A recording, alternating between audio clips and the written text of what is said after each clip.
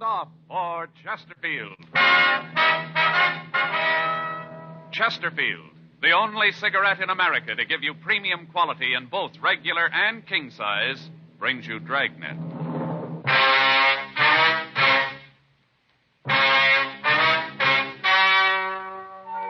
Ladies and gentlemen, the story you are about to hear is true. The names have been changed to protect the innocent.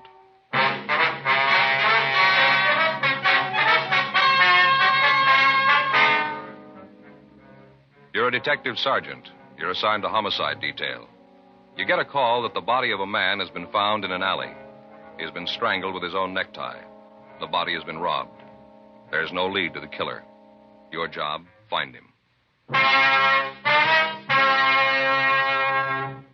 Thousands are changing to Chesterfield, both regular and king size, because Chesterfield is the first and only cigarette to give you premium quality in both sizes. That means king-size Chesterfield contains tobaccos of better quality and higher price than any other king-size cigarette. It's the same fine tobacco as in regular Chesterfield, and there's enough to give you more than a 1/5 longer smoke.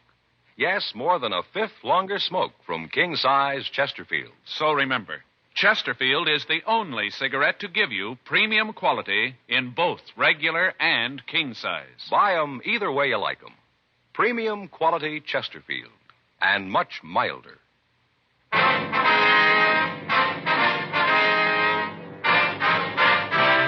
Dragnet, the documented drama of an actual crime. For the next 30 minutes, in cooperation with the Los Angeles Police Department, you will travel step by step on the side of the law through an actual case transcribed from official police files. From beginning to end, from crime to punishment, Dragnet is the story of your police force in action. It was Sunday, February 10th. It was cold in Los Angeles. We were working a day watch out of homicide. My partner's Frank Smith. The boss is Thad Brown, chief of detectives. My name's Friday. We'd gotten the call at 8:36 a.m., and it was 8:49 a.m. when we got to the corner of 18th and Winfield, the back alley. Must be it there. Yeah, there's Harper. Sergeant, back here. Hi, Friday, son. Harper? Hi. Where is he? Back here. Who found him? This fellow gives his name as Alexander Jones. Where's he now? Al's got him out in the car. Figured you want to talk to him. Pretty bad off. Yeah.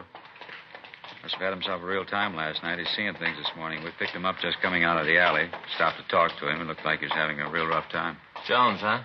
Yeah, probably not his real name. I've seen him around here before. There's the body. Strangled. Yeah, ambulance is here. Here's a slip. He was DOA. Yeah. See how the tie's pulled up out of the shirt. Looks like he was robbed. Pockets all turned inside out. You want to call the crime lab, Frank? Yeah. Found a couple of footprints over here in the gutter. Heel indentation looks pretty good. Yeah. Put this box over them. I don't know if they'll mean anything. Thought I'd better keep them for you, though. Mm-hmm. Looks like the body was dragged back here, doesn't it? Marks in the dirt. Yeah. How about the neighborhood, Harper? Anybody around here see anything? Well, I don't know. There wasn't anybody on the streets when we picked up this Jones guy. Haven't had a chance to canvass the area. Didn't want to leave here, you know. Yeah. Well, we better call the office head and send out a couple of men. Call Lee. He'll be right out. Got him at home. He's sound asleep. Said he'd call the lab and have Alan bring the stuff out, and Lee'd come right here. How about the coroner? He's on his way. Well, I want to call the office, Frank, and get some help checking the stores around, see if anybody heard anything. I used the phone in the cigar store on the corner. Guy on there said he opened up about 7:15. Said he didn't know anything about it. Store's back door is right there. See the one with the cigar posters on it? Yeah. All right, come on. I'll call in, and then we can check some of the other places, huh? Right. I'll wait here, Sergeant, until the rest of them come. Fine, thanks, Harper. We'll be in the stores around the street side there. Okay. Let us know when Lee gets here, will you? Yeah. What do you think, Joe? Well, I don't know. The way he's dressed there, good clothes, looked like he had money. Doesn't figure, does it? Yeah? What was he doing down here?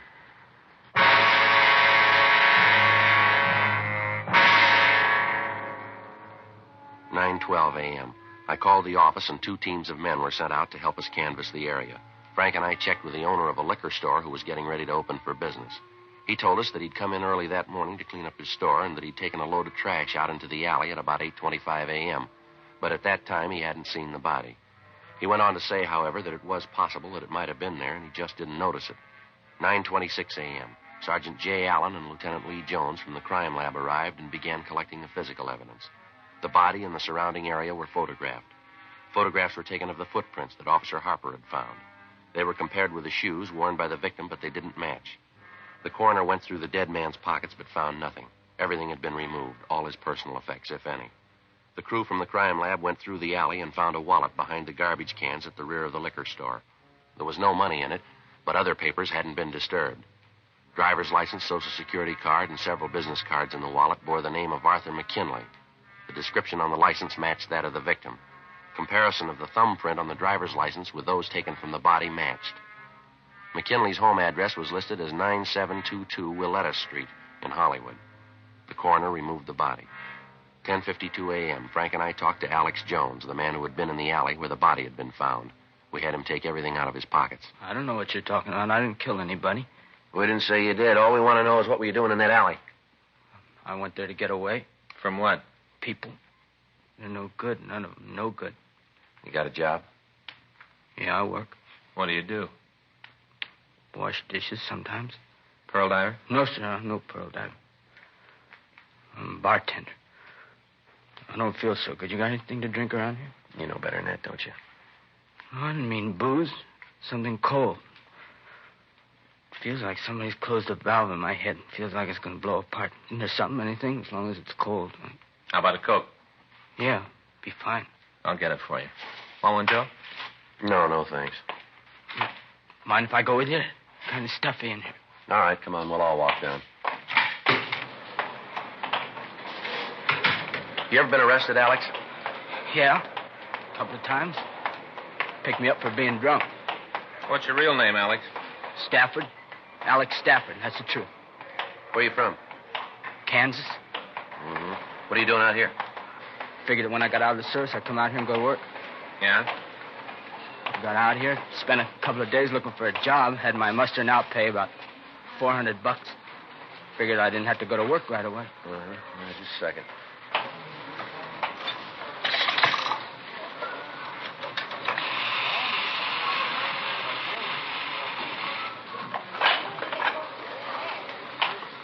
All right, here you go. Thanks. You want one, Frank? No, thanks. I want to check R&I and see if they finished the run on McKinley yet.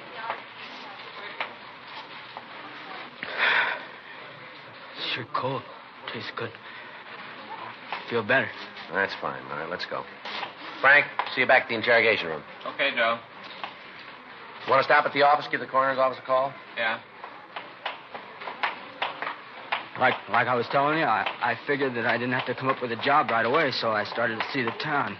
You know, try to find a place to work where I could maybe do some good. What? Where I could do some good. Where the tips would be good, you know, nice people. Mm-hmm. Well, I went around to the bars, talked to the bartenders, checking around. Each of the places I'd have a drink, you know, just to be sociable. Yeah? It wasn't long before my dough was gone. I was flat broke, kicked out of my room. We can't blame the landlady. She carried me for a couple of months. Finally said I had to go. All right, go ahead. What do you mean when you said that you were running away from people? I got a job yesterday, washing dishes in a restaurant down on Spring. I worked like a dog. When I left last night, they paid me. I guess the boss knew I didn't have any money, no place to sleep. Yeah. I started to find a bed. And then I got to thinking that a drink might make me sleep better. So I stopped at a bar and had a couple. I had a couple more. I guess I fell asleep. Yeah? And anyway, I went into the alley, that one where you found the dead man, and I sat down and I went to sleep again. When I woke up, I was walking out when a cop in a car stopped me. Mm-hmm. Look, I didn't know the man was in there. Honest, I didn't. Now, you gotta believe me, because somebody's gotta believe me. I didn't know he was there. Anything? Not on McKinley. Found Alex record. Yeah. Like you said, a couple of drunk arrests, that's all. I told you. Didn't I tell you that, huh? I got nothing to hide. I didn't even know the man was there. All right, take it easy.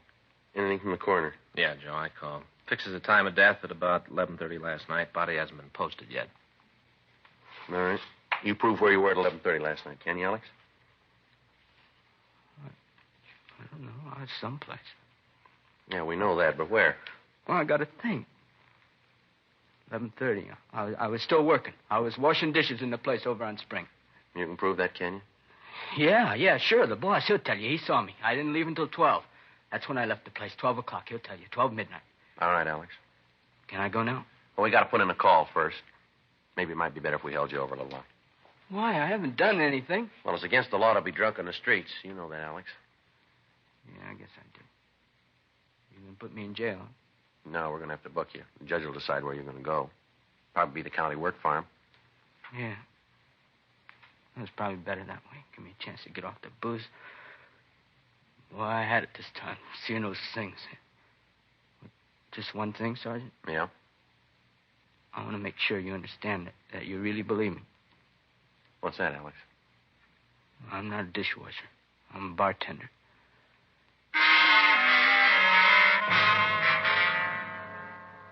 $12:18 p.m. We had Alex Stafford booked at the main jail on a charge of violation of 4127 LAMC, drunk.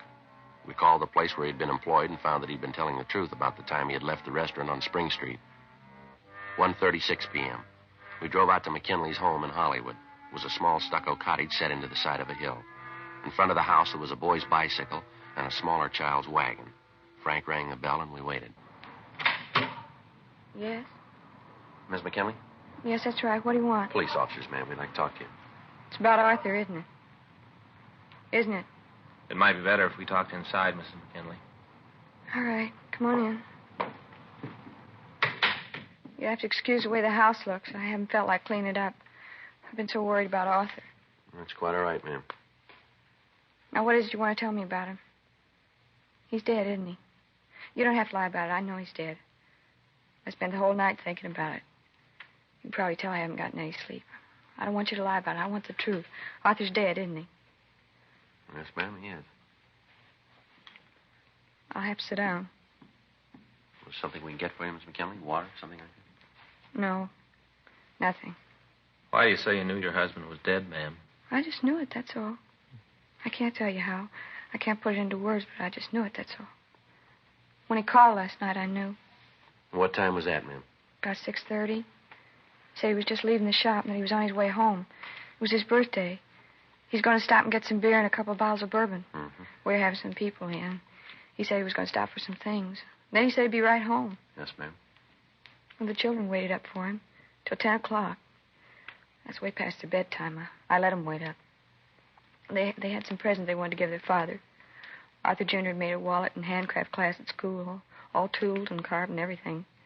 It's on the table there. Mm-hmm. Little girl got him an ashtray. She picked it out by herself. It's on the table, too. Guess maybe he'll never get it now. I wonder if we could call your family doctor, ma'am. You don't look like you're well. No. I just can't believe it yet. But I know it's true. That's funny, isn't it? I know it's true, but I don't believe it. I know it's true, and I don't believe it. How did it happen? Was it an accident in the car? No, ma'am. He was murdered. Arthur. Arthur, he was murdered? That's right, Miss McKinley. Miss McKinley. There's no Mr. McKinley anymore. He was murdered.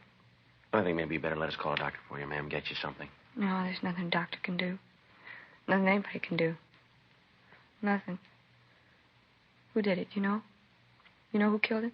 No, ma'am, we don't. Not yet. You said your husband called you from the shop, ma'am. What shop would that be? It's the florist shop. Our shop. We owned it.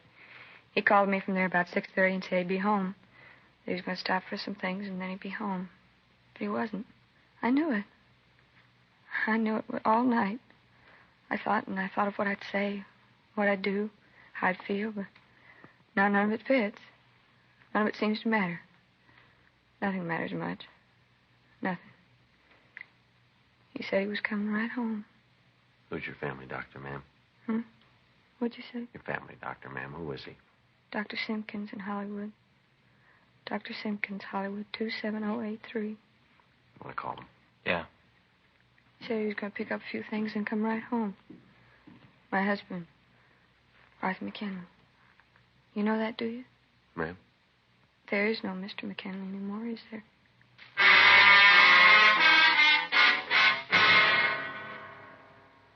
We called the McKinley family doctor. He arrived and gave Mrs. McKinley a sedative.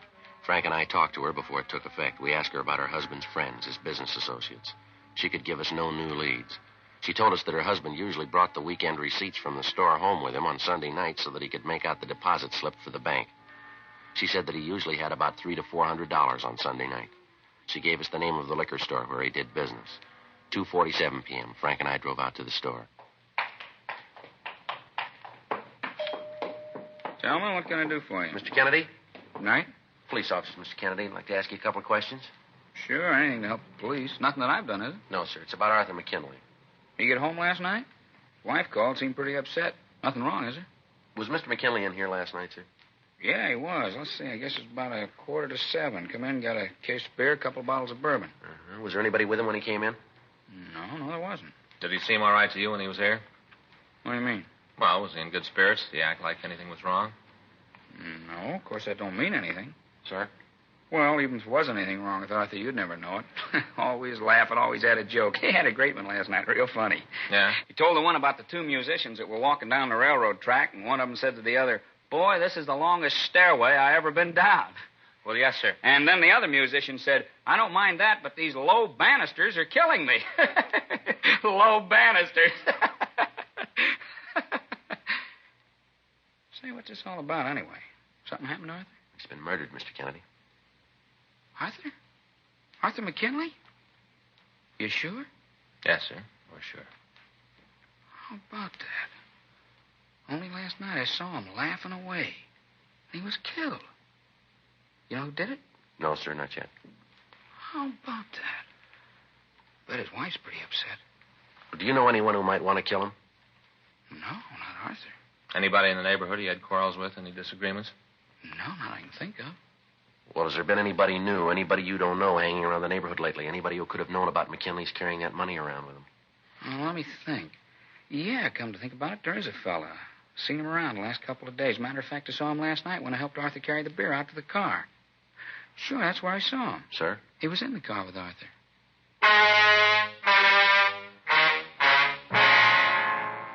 February 10th, 3:50 p.m. We continued to question John Kennedy. He told us that when Arthur McKinley had left the liquor store, he had carried a case of beer out to the car for him.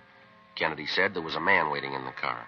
The liquor store owner told us that he had seen the man in the neighborhood on several previous occasions, that the man had talked to most of the shopkeepers in the vicinity asking for odd jobs.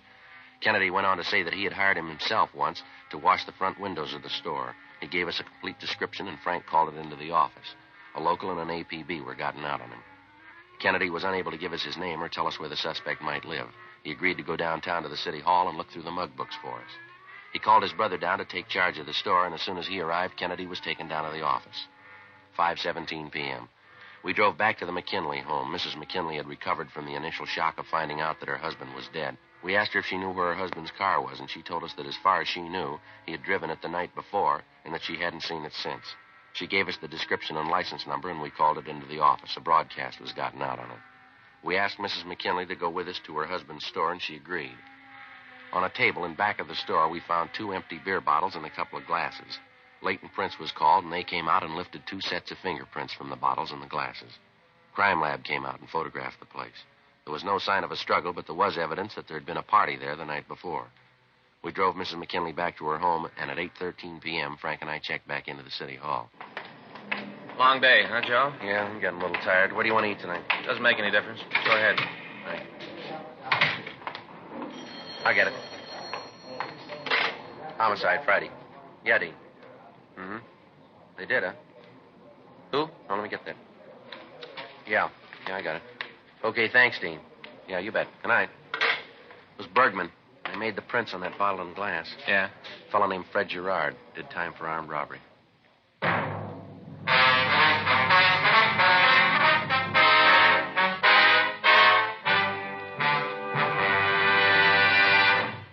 You are listening to Dragnet, the authentic story of your police force in action. We like to give you the facts about Chesterfield so you can be your own judge. Chesterfield is the first and only cigarette to give you premium quality in both regular and king size. Chesterfield is the first and only cigarette to tell you what it's made of. The world's best, kept tasty and fresh by pure and costly moistening agents. The best that money can buy. And Chesterfield cigarette paper is of the highest purity. Now, Chesterfield is the first and only cigarette to present this scientific evidence on the effects of smoking. Medical specialist is making regular bi-monthly examinations of a group of people from various walks of life. 45% of this group have smoked Chesterfields for an average of 10 years. He reports that he observed no adverse effects on the nose, throat, and sinuses of the group from smoking Chesterfield. Either way you like them, regular or king size, you'll find premium quality Chesterfields much milder.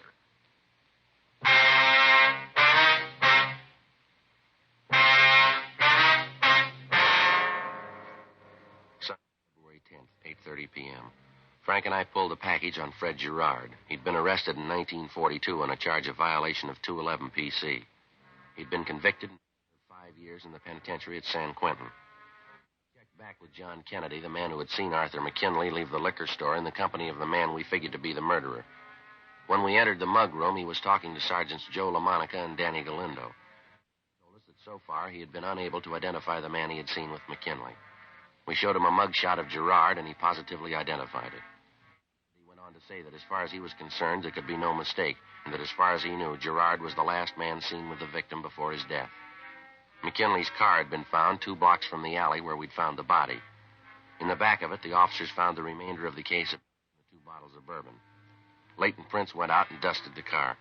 Came up with one good set of prints other than the victim's. When these were checked, it was found that they matched the file copies of Gerard's fingerprints. 9:46 p.m. We drove out to the address listed in Gerard's package. His landlady showed us to his room. It was evident that he hadn't been in it the night before. Frank and I waited for him to return. 10 p.m. 11. 11:30. What are you doing here? You Fred Gerard? Yeah, that's right. Who are you? Police officers. Oh, cops. What do you want with me? You know a man named Arthur McKinley? Why? You know him? Yeah. Oh, anything wrong with that? When'd you see him last? Last night. Where? At his store. I came by about 6:15. We talked for a while, and then he closed the store. He said he had to get home for a birthday party, something like that. We went to Kennedy's to get some beer, and then he went back to the store. I iced a couple, and then I left. What time was that? Well, I guess about 8:30 or so. I had to meet a guy out in Santa Monica, so I left. McKinley at his store? Yeah, that's right. Say, what's this all about? What are you giving me problems for? I haven't done anything. All right, take everything out of your pockets. Put it right down here. Look, you got no right to barge in. Tell me what to do. I'm clean. Then you got no reason for not cooperating. Well, I suppose not. Then take everything out of your pockets. Yeah. Keys. Your money in your wallet? Yeah. How much you got? I don't know. I have to count it. All right, count it.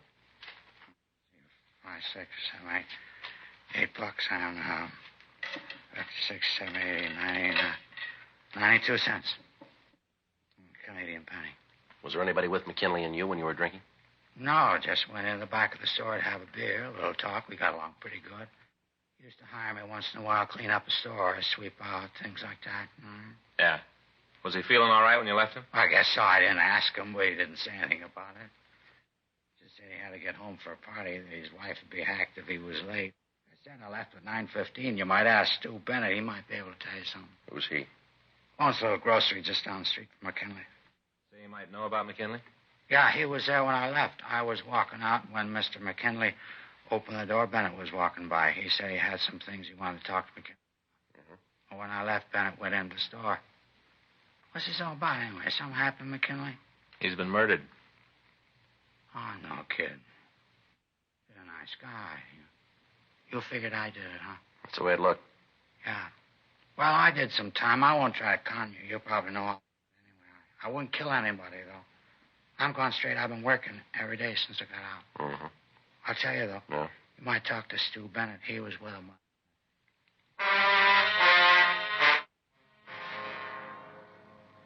Fred Gerard has a complete description of Stuart Bennett. We called the name into R&I, but he had no record. We checked Bennett's store and found a card on the front door that gave his home address. Frank and I drove to his house.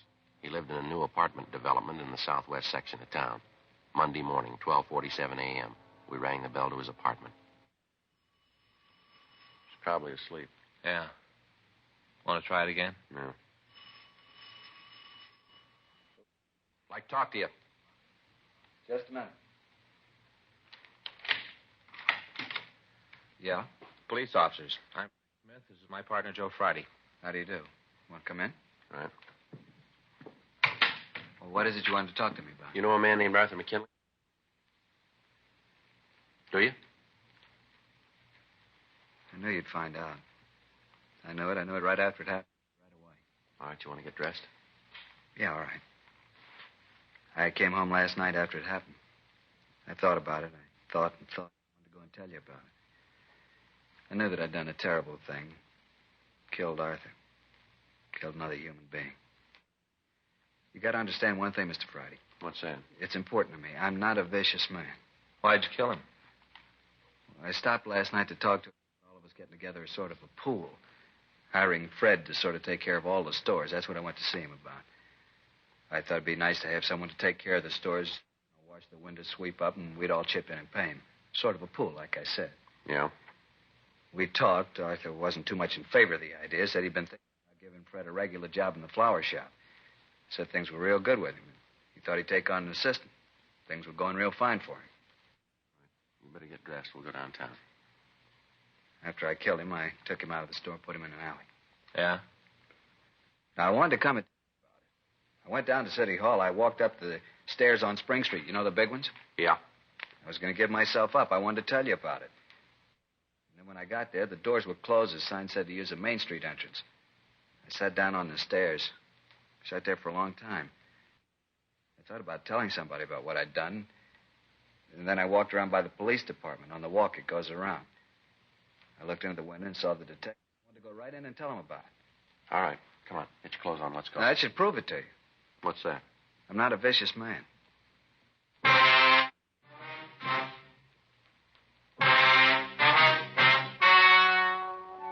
The story you have just heard was true. The names were changed to protect the innocent. On June 5th, trial was held in Department 97, Superior Court of the State of California, in and for the County of Los Angeles. The results of that trial. Now, here is our star, Jack Webb. Thank you, George Fenneman. Friends, remember now, Chesterfield is first to present scientific evidence on the effects of smoking. A medical specialist is making regular bi-monthly examinations of a group of people from various walks of life. 45% of the group have smoked Chesterfields for an average of 10 years. He reports that he observed no adverse effects on the nose, throat, and sinuses of the group from smoking Chesterfield. Either way you like them, regular or king size, you'll find premium quality Chesterfields much milder.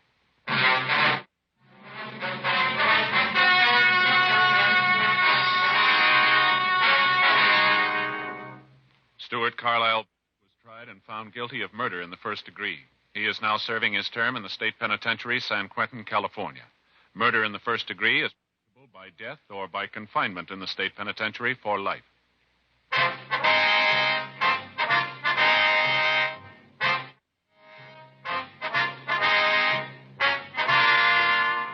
You have just heard Dragnet, a series of authentic cases from official. Technical advice comes from the Office of Chief of Police W.H. Parker, Los Angeles Police Department. Technical advisors, Jack Donahoe, Sergeant Marty Wynn, Sergeant Vance Brasher.